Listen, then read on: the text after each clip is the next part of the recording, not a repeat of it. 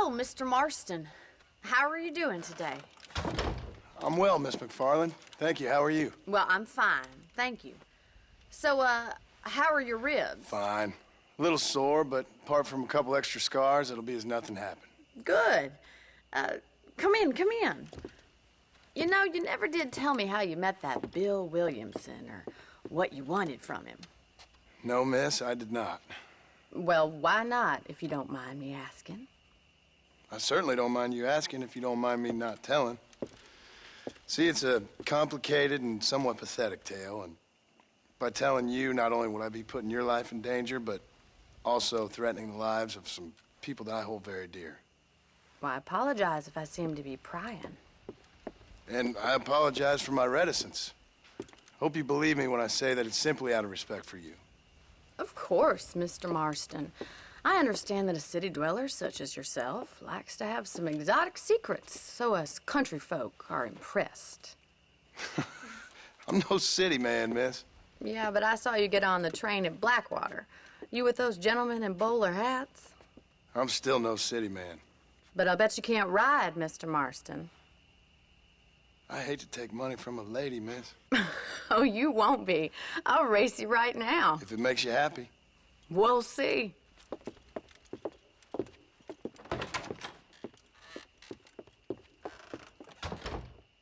All right, I'll show you how we ride around these parts. Giddy up! Come on.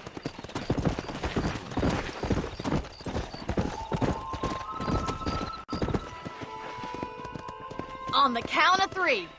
3, 2, 1, go!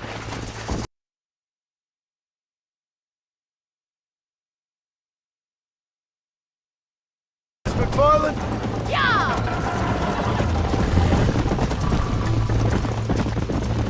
That's more like it! Come on. Call yourself a rancher? Would you like me to slow down?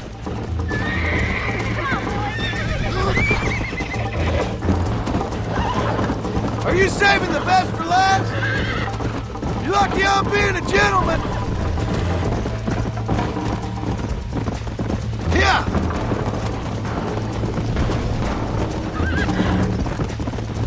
Don't go easy on me! Giddy up! Isn't this jolly? Yeah. I thought you said you could ride!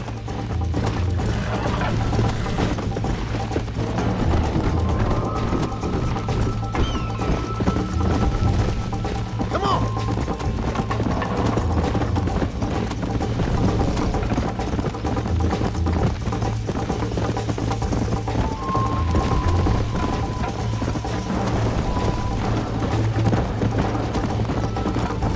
Come on. Try to keep up, will ya? Yeah! How's it feel getting beaten by a lady? You got a problem with your spurs?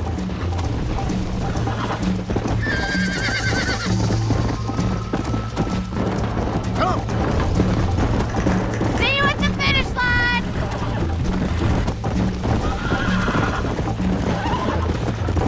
This sure beats milking cows! Go. Come on, Mr. Marston! Come on, boy! Come on. Yeah!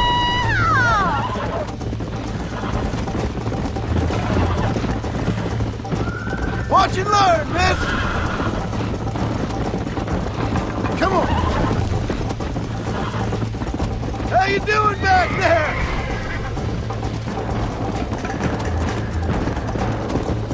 Yeah! Let's go. Call yourself a dangerous outlaw?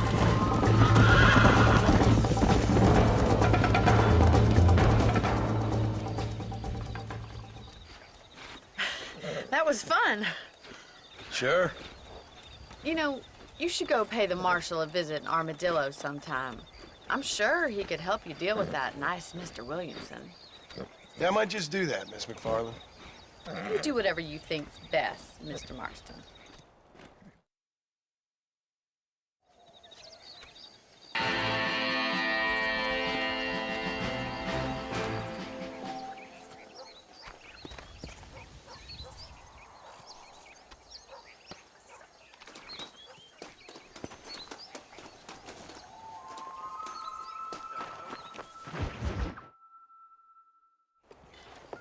Mr. Marston, how are you?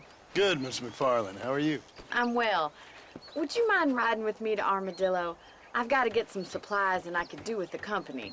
Of course. You can take the reins. It wouldn't do for a terrifying bounty hunter such as yourself to be seen driven around by a woman. Take the driver's seat. Come on.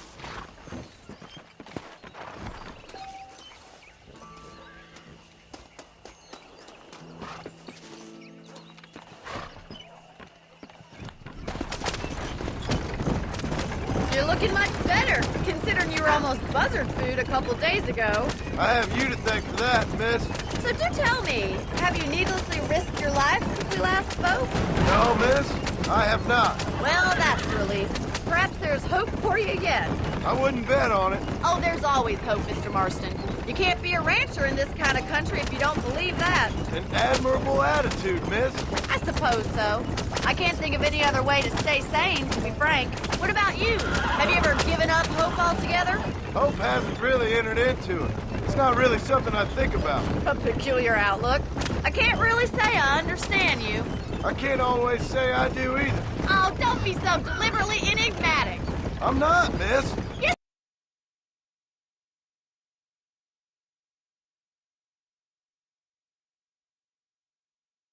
I just know there are two theories to argue. I'm going to dignify that gibberish with a response.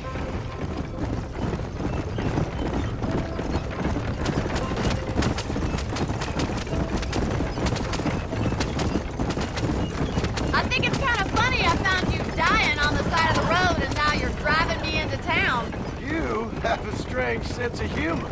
Well, you must admit, it's an unusual start to a friendship. I didn't realize we were friends, Miss McFarland. Oh, please. Now who's being funny? Listen, I know that business with Williamson is your business, but I don't know. You've been good to us, and I don't think you're a bad man. A little stupid, perhaps, but not rotten. I just worry about you gallivanting around these parts like you're some kind of deranged bounty hunter. Like Paul always says, don't go waking snakes. I appreciate your concern for us lesser mortals, Miss McFarland. I really do. And if there was any other way out, I'd take it. I can assure you of that.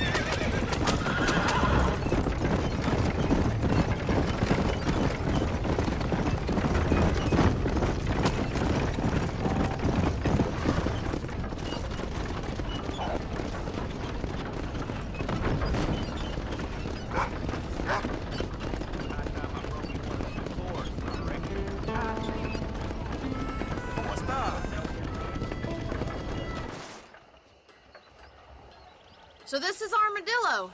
Manhattan it is not, but it does okay for us.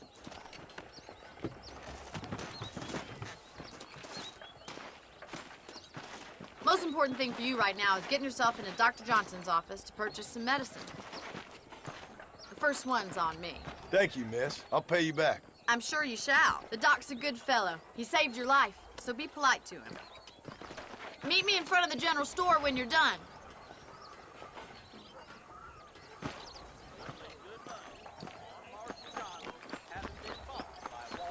Spread his love today. How can I help you? I don't believe in Howdy, any of mister. this buried treasure. I got stock of them electric belts. Thanks a lot. You need to lose weight. Take care of yourself. Killing outlaws like a river squatting fly.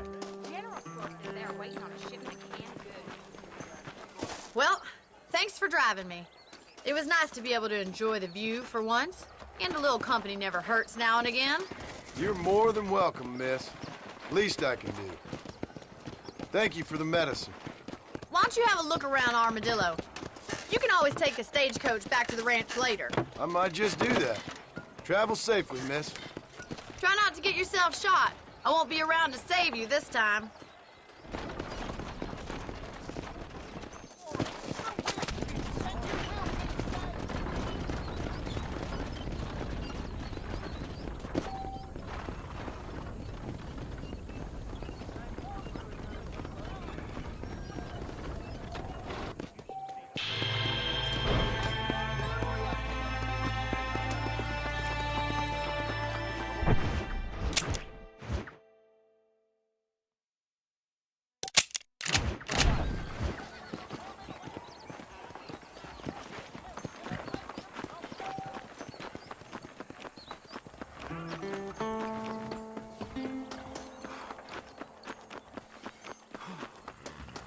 Room for one more. You need a ride. Of course. No problem, sir.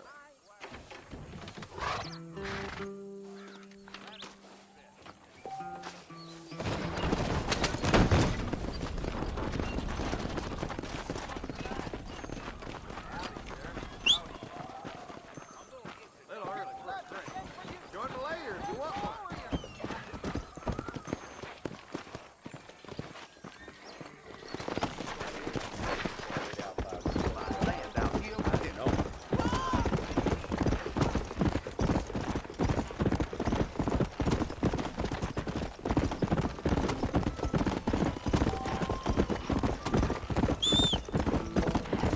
Let's go.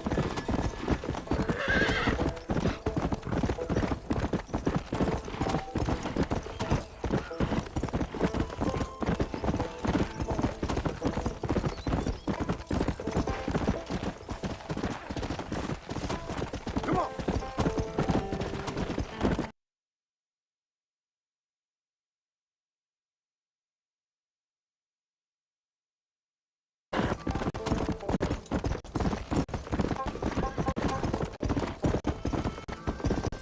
Yeah.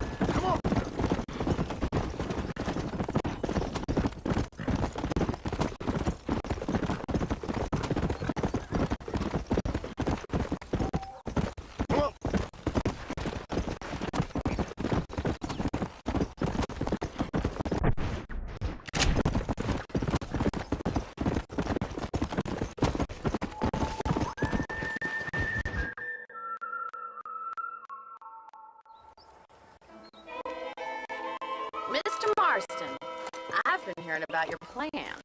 Have you, Miss McFarland? Yes, from Lee Johnson. To settle here and build a life for yourself. I'm afraid those aren't my plans. See, I already have a life.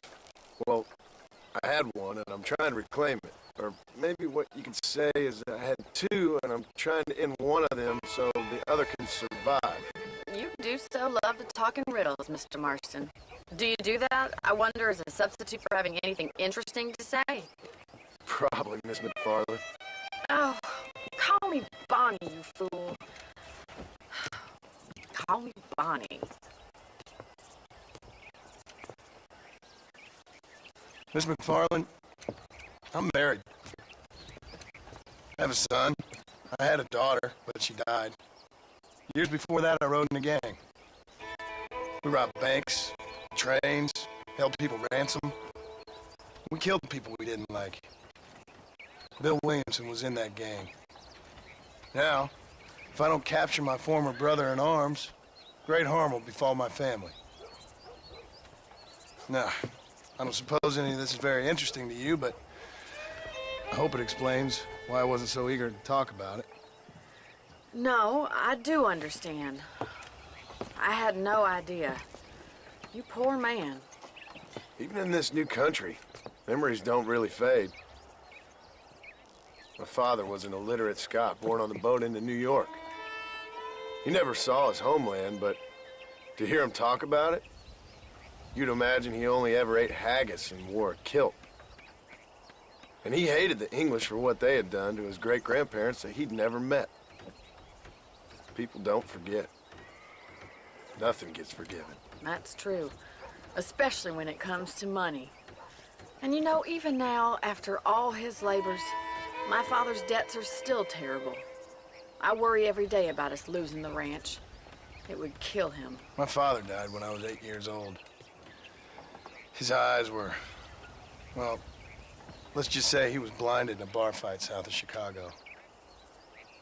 My mother died during childbirth. She was a prostitute and he was her, well, I don't know what he was. So I was sent off to an orphanage and ran away and fell in with a gang. My word. What a difficult life you've lived. The leader of the gang taught me how to read, taught me how to see all that was good in the world. He was a great man in a way. But you killed people. Sure. And I've suffered for it. And that's the life I left, or tried to leave. Said too much, Bonnie. I'm an uneducated killer, sent here to do all I can do well.